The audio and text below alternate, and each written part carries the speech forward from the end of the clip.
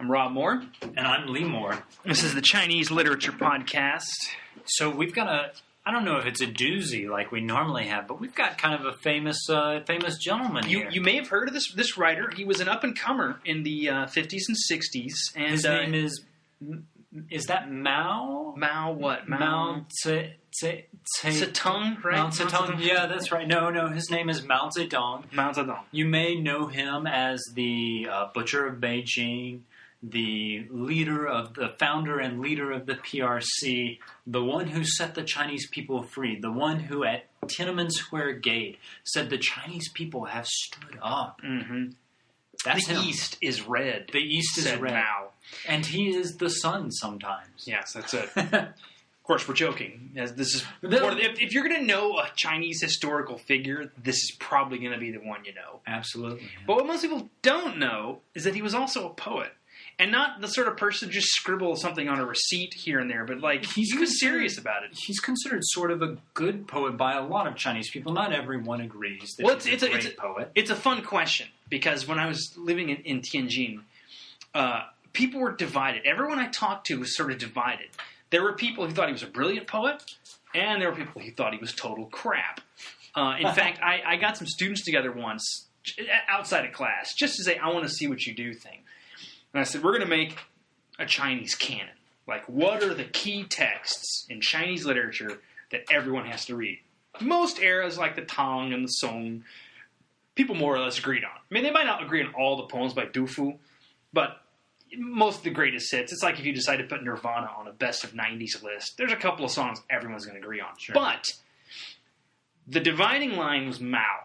Really? So half of the room was like, Mao is an amazing poet. The other half were like, are you nuts? Mao sucked. Why are we reading Mao still? Were they actually talking about politics? Like, those who didn't like Mao's politics didn't like his poetry? Well, but this is the interesting question. How do you read poetry by someone so famous for not poetry? You know, I mean, imagine if Robert Frost was this well known. If Robert Frost was the president of the United States for 40 years. Or could I suggest, President George W. Bush just came out with a book of paintings. Really? I didn't know that. Yeah, he came out with a book of paintings, and there's this question about his artistry. I think it's the same thing. Obviously Mao, I think, is a larger figure historically, and I'm going to go out on a limb there and say he's probably a better poet than George W. Bush is a painter. I think so. Though George W. Bush has shown some interesting skills. I mean, I think you can think of it in those terms. The only thing I would say to that is that Mao casts a far larger shadow over China than Bush does over. So it's really, I don't really think you can compare this to any other case. And so one of the reasons we decided to do this was sort of a personal challenge. How do you talk about a poem? Yeah, how do you talk about Mao as a poet? We've all read. If you've studied anything with modern China, you've read tons of stuff by and about We're here at Mao. the University of Oregon, and right now they're actually doing an entire seminar just on Mao. And so when you talk about the poetry of someone like this, you're saddled with some interesting problems because, like you just mentioned, if you say, I think this is a pretty solid poem, is that the same thing as saying, say, Stalin wrote great poetry? I mean, are you saying you approve of this person? How do you approve of the work and not the person? We're doing this on April 21st, and that, of course, is the day after Hitler's birthday. Could Hitler conceivably be a good poet? I mean, he was an artist. He tried to be an artist. There's this question, I have heard there is a documentary that I have seen, and this documentary suggests that Nazism was in fact entirely an artistic program written on a political stage. And I guess we have to ask the question, is Maoism an artistic project, or you mentioned kind of revolutionary spirit, a project about the revolutionary spirit that succeeded and then just went too far? And that's a really interesting point, actually, because Mao was very serious about art. And when I say art, I mean not just visual art, but film, literature, the arts. Yeah. Mao was very serious about art. He delivered lots of lectures. He wrote articles. The most famous was the 1942 lecture on art in Yan'an, which definitely defines modern Chinese artistry. Even to this day, I believe Xi Jinping in the last few years has reported, kind of gone back to that. But it's very much the message of that talk is art must serve the party and it must serve the people. But of course, what gets fuzzy is what does that mean? Right. Does it have to represent the people as they are? Because, when Mao was writing, if you were to... And in fact, the works that did represent the people as they were usually got canned because the people were hurting. They were poor. Not everywhere, of course, but if you were to publish a piece that demonstrated how poor people were, that wouldn't get published. So it's not as they are. Oftentimes it was as they could be one day. As they should be. Should be under communism someday. So it's Soviet realism. Soviet realism, socialist realism, but it came out of the Soviet Union, yeah. And so I think that's an interesting point, that Maoism was a cultural project because the Cultural Revolution and sort of the decades before that did lots of interesting things to spread we would view it as fairly crappy art, but art nonetheless. I wrote a paper once on CCP, the Chinese Communist Party film crews. These groups of guys, girls, people who would get film equipment at the party's behest and go out into these really remote regions of the country and screen propaganda films. I mean, they would climb mountains and ford rivers with their camera equipment and set up in a village. That's an awfully dramatic thing to do if really culture is neither here nor there, Yeah, I mean, the Cultural Revolution was, at its heart, a cultural project. We forget that it wasn't just a political project, but it had cultural aims. Right. And although I have no particular approval of the disaster... Very few people do. One of the fascinating things is that there were places where it arguably worked, where these sort of young cadres, the Red Guards that were set out of the capitals into the countryside, which was sort of Mao's way of getting him out of the way because they'd run amok, there were places where this worked. They went out there and there were villages who had never heard Bach before, and they would play the violin. Of course, shouldn't have been playing Bach, but whatever. It wasn't a perfect effort. But yeah, I mean, I despise Mao personally, and I think the Cultural Revolution may have been one of the greatest disasters of the 20th century. I think Maoism may have been one of the greatest disasters of the 20th century. But I think you have to ask, every time something happens historically, there are winners and losers, and who are the winners and who are the losers, and how many of them are there? And I think I mean, even if we're going to condemn it, we have to answer those questions first before we condemn it. So, which doesn't necessarily answer the question why we're reading a poem by Mao. No, it doesn't. Although I would say... Or should we even be reading a poem by Mao? Should we just say... But this is the thing, is that I think far too often we have all the ammunition we need to dismiss the Cultural Revolution, Maoism, and general.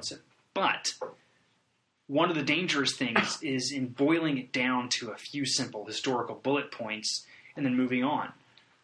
Because there are people who read and enjoy Mao's poetry, not people who are funded by the party to do this, to be the mouthpiece, but they're real people.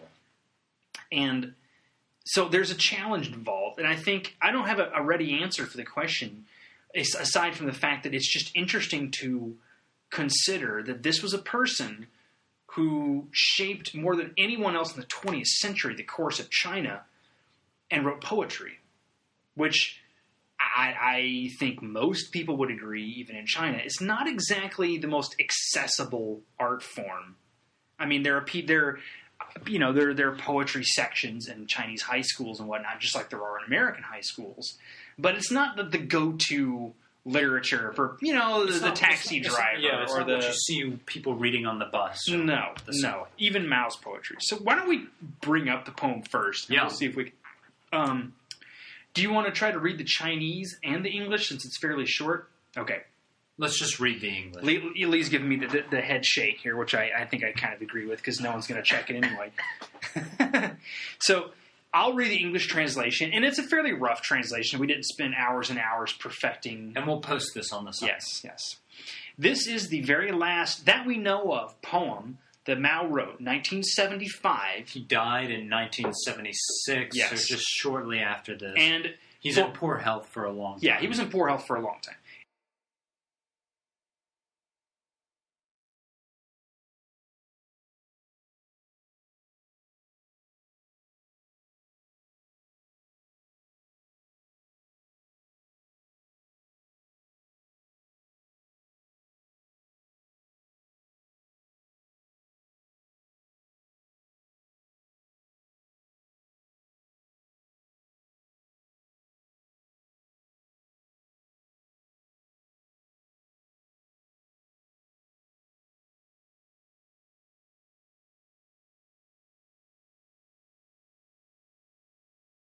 So this poem is in 1975, and it's an interesting one. I'll read the translation we came up with, and we'll talk about it.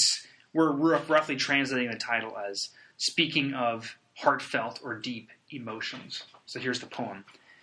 Loyal and steadfast towards the country in its troubles, did I ever fear to face execution? Now all under heaven is red, and on whom does the nation depend for its defense? The task is still not complete. The body is weary. The hair is autumnal. This generation of yours and mine, will it endure to see its wish fulfilled, or will it lose it irrevocably? Fairly melancholy poem, really. Yeah, I mean, he is facing death, though, and he's wondering... I kind of wonder, is he wondering whether or not his project will be complete? Or is he looking back on his life and going, man, I screwed up a lot, and I'm just going to blame it on like my project not being complete? Well, I think this is the interesting place to start. Is can you possibly detach this poem from all the events of his life? Yeah, because I absolutely don't think you can. I don't think you can, but at the same time, to say, for example, the task still not complete, the body is weary, the hair is autumnal, must refer to his political situation at the time, is tricky. Because at the very same time, if you were just to read this poem, the hair is, first of all, the word autumnal is very... I mean, it's a very strange word in Chinese, or it's not a strange word in Chinese. It's a little bit of a strange usage. I think it sounds weirder in English in our translation, but I'm glad we went with that, because it just literally means fall or autumn. So let's highlight this last line, because that goes directly to the question you were just asking. This generation of yours and mine, will it endure... Who is that you're and mine? Well, hang on, let me finish the line, then we'll ask. Sorry. This generation of yours and mine, will it endure to see its wish fulfilled, or will it lose it irrevocably? And this lose it irrevocably, it's kind of this sense that like you're throwing something into the river and it's flowing east and just going into the ocean. You don't have any control over it. Right. Remember, all rivers in China pretty much flow east. Yeah. And in fact, in the Chinese, the actual term is dongliu, which is flowing east. Yeah. Right. So this generation of yours and mine, Lee asks the question, who's yours and mine? Who's the you and who is the I? I mean, this is literally ni, wo, zhi, bei. Mm-hmm. So, yeah, who's, I mean, the my, the I there is clearly Mao, I think. And what's interesting, because the two terms are ni, wo, which is singular you, singular I. So it's addressing the reader, but I mean, is that referring to Mao's generation and a different generation, a younger generation, I suppose? Or is it referring to Mao personally as the I and you as the reader, whatever your generation is? Right. In which case, that could be any generation. It could be still continuing to this day, the ni.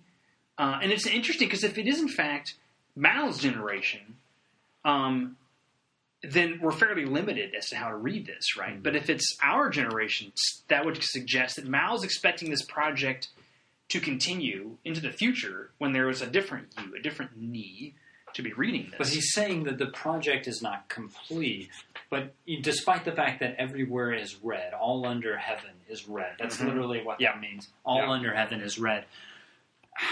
What is the project then? What is the thing that he's trying to accomplish? Wasn't he trying to get communism spread everywhere in China, and he accomplished that. So what was left? And if all under heaven is, and I should specify here, this is what makes reading Mao somewhat interesting, is that Mao was never a fully sort of quote unquote modern poet. He's bringing in a lot of classical references and ways of writing that make him a little anomalous. Yeah, this feels kind of like halfway in between a modern poem in Chinese and a classical Tang Dynasty. Like, for example, when we read "All under heaven is red," what it literally says is "Tian xia." That's the all under heaven. Mm-hmm. But that's a very classical reference, and it would have referred to the area that we now know as China. Sort of. I mean, it's kind of ambiguous what it refers to. Right. But you can easily read this as China. It's not, it doesn't say 中国. It doesn't say China or our nation. It's a much more poetic reference. Exactly. Right. So, if all under heaven is red, like Lee just mentioned, that would sort of technically mean that we've succeeded, that everything is communist. But as we know from the period that preceded this, which was the Cultural Revolution, a period when Mao essentially decided that things had begun to just go off the rails. Well, or he had decided that things had not gone off the rails enough. Right. Or that they're coming out of a period where things are becoming more stabilized under the leadership of people like Zhou Enlai and Deng Xiaoping, and so Deng Xiaoping's brought out of jail at this point, right, and then put back into jail shortly after. He didn't last long. Yeah, but he eventually does last long, but not in this period. So what's an interesting way to read this is that Mao has lived to see China become communist. He's lived long enough to see China enter the world stage because Nixon has already visited China by this point, affirming its status. Yeah, right.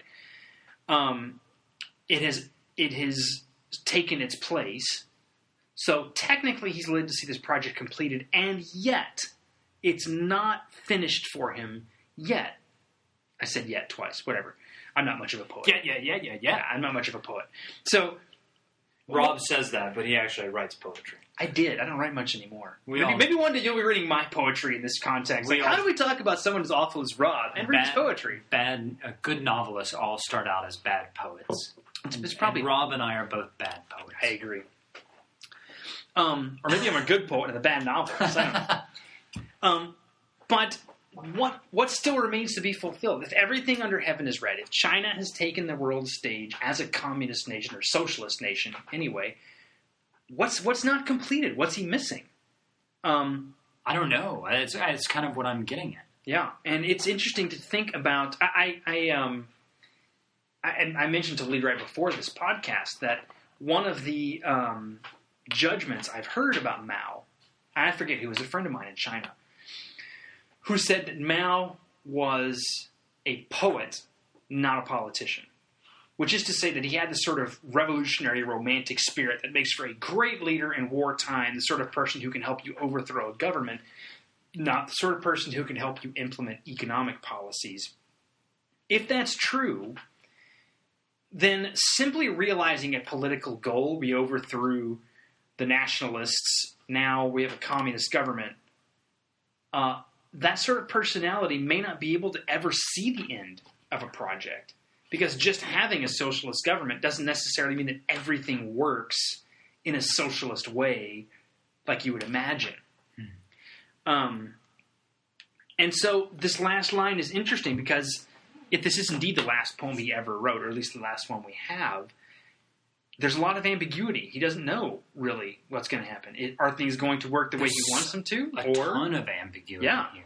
Or will it all just go belly up? Or, I mean, what is his project even that he's talking about leaving incomplete? Yeah. He is seeing, this is the end of the Cultural Revolution, and even the most diehard optimist would have a hard time seeing the end of the Cultural Revolution as a great victory. It ended in total failure. And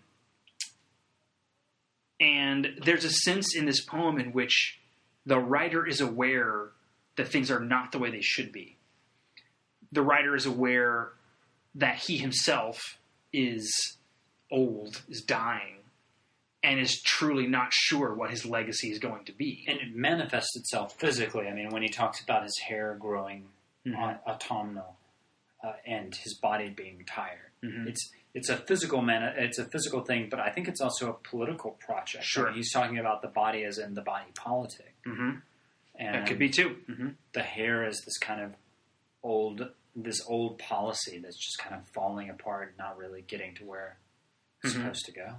Yeah, there's that. It's an interesting one too, because Chinese socialism follows closer with Leninism and Stalinism than Marxism. And of course, Lenin's conception of socialism was this sort of perpetual revolution.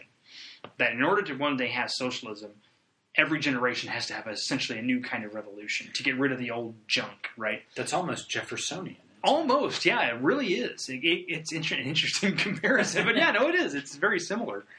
And if that's the case, then the task is still not complete. It's a sort of, it could be seen as sort of a winsome personal regret or boilerplate Leninism. Of course, it's not complete. There has to be a revolution all the time.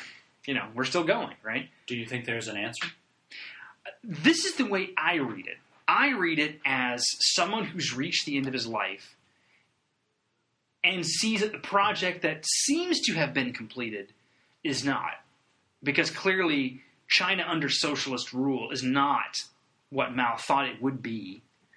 And this poem is the result. This poem is him saying, this is not what I want it to be, and I truly have no idea what's going to happen to it.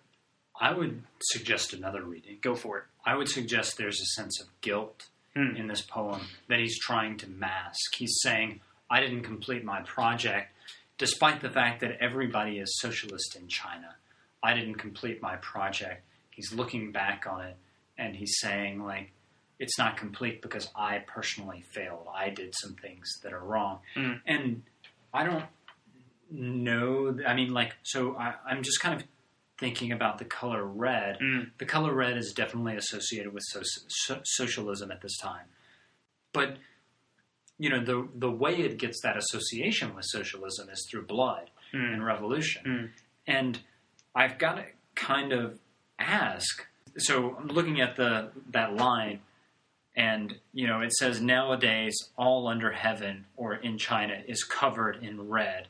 Is that about the massive loss of life? Is that guilt about the massive loss of life that he's caused? And if you look at the next line, who will we depend on to defend the nation? It's almost this question of, did he do something that actually killed all these people who would have been defending China? And Mao did cause the deaths of lots of people who would have been used to kind of be defenders of the nation. Like, that is a huge concern. One of the reasons Mao pivots towards the United States in 1972 is because he's concerned about a Soviet attack. And you've got to ask this line. You've got to ask, is this line 江山靠谁守? Like, who are we going to depend on to defend the nation? Is that a reference to the blood on his hands that he has maybe kind of like murdered lots of people who would defend the nation from the Soviets? That's definitely a viable reading. I don't know that I read it with quite that level of guilt, because All Under Heaven is Red is such, by now, sort of an established, well, not those specific four characters, but the East is Red is such a canonical Mao phrase that it's hard for me to read that as a sort of heartfelt cry. But if someone could have read it in that way, it would have been Mao himself who constructed that image of himself. But now here's what's interesting. If let's take the possibility that Lee's reading is in fact exactly what Mao was up to, which is almost exactly what it is, because Lee is always right and I am almost always wrong. I did not say that. It was implied.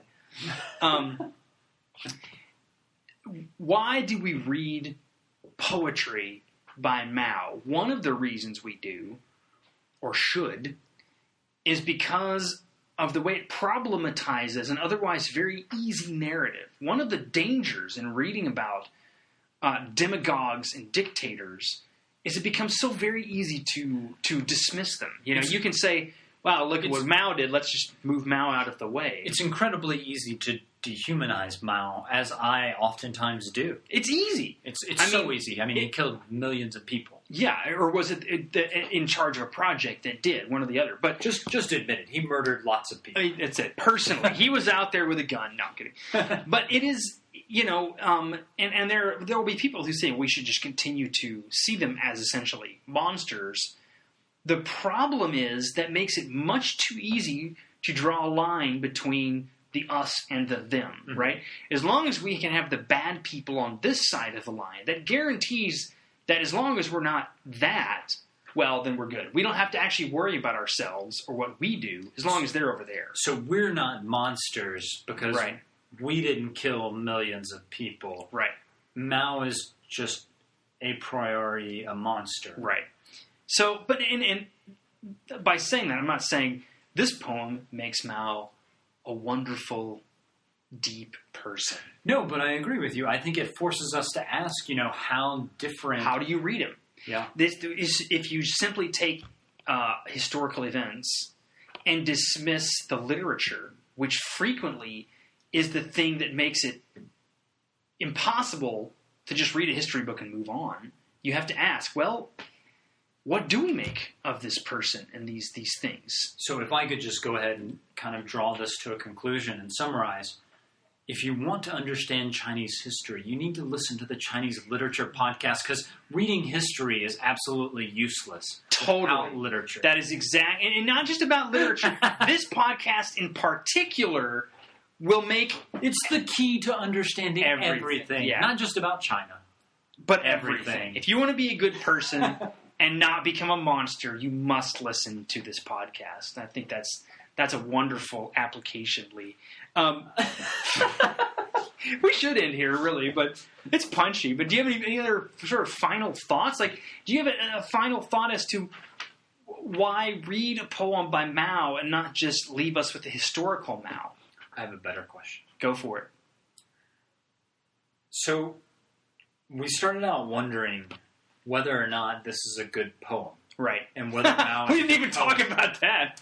Do you think this is a good poem? I don't really like it very much. Although I will say that there are sections, like the third line, which we translated as "the task is still not complete, the body is weary, the hair is autumnal," which is, frankly, a fairly lovely line. Yeah.